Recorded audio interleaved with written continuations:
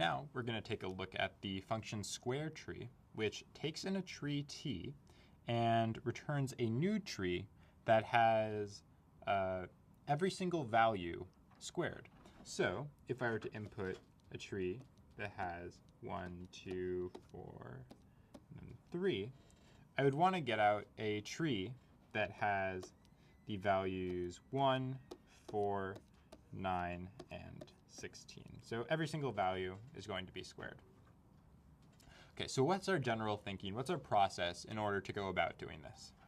Well, I know that I can get the root of every tree whenever I pass it into square tree. So if I were to pass in this as t, if this is t, then I know that I could get out my root 1 and I could square it. So I know how to figure out this value right here. Okay?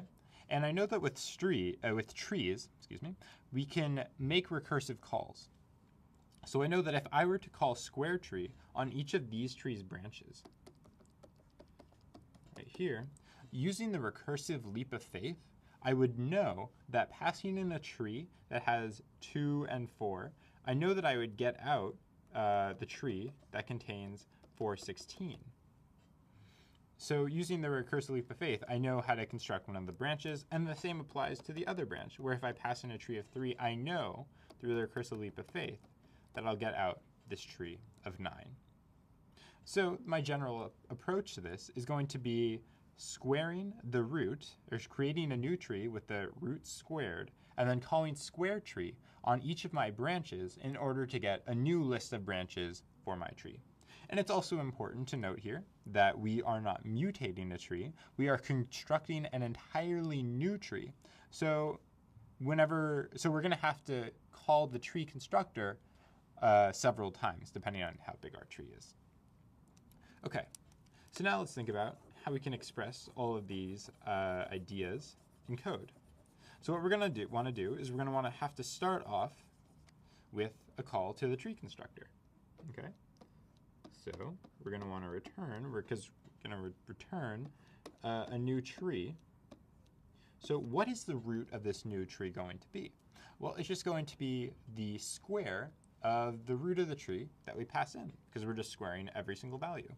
So what we're going to do is we're going to square, we're going to pass in the root of the tree. Okay. So now what are the branches? Well, as we discussed before, we're going to want to call square tree on each of the branches of t. Sorry, this should be t. And that's just going to, calling square tree on each of the current branches are just going to give us a list of all of our new branches. So we can express this using a list comprehension. So what I'm going to want to do is I'm going to want to call square tree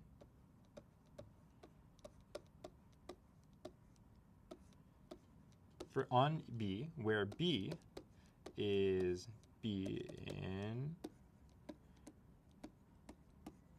branches of T.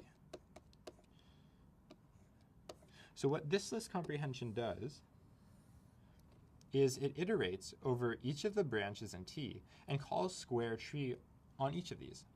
And it outputs the square tree into a new list. So at the end of running this list comprehension, I'm going to have an entirely new list of square trees, of calling square trees on each of these branches.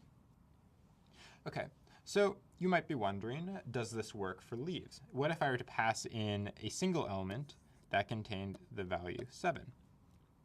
Well, in this case, this one line actually handles it perfectly fine. Because what we're going to do is it's going to call root of t, and it's going to give me 7. And I'm going to square it, so I'm going to be creating a new tree that has a root of 49. And we're going to try to iterate over the branches of this tree. And we're not going to have any branches, so we're just going to, the list comprehension is just going to evaluate to an empty list. So we're just going to have no branches in this on this tree node, which is exactly what we wanted. So This one line handles all cases of trees that have many branches, trees that have one branch, and trees that have no branches.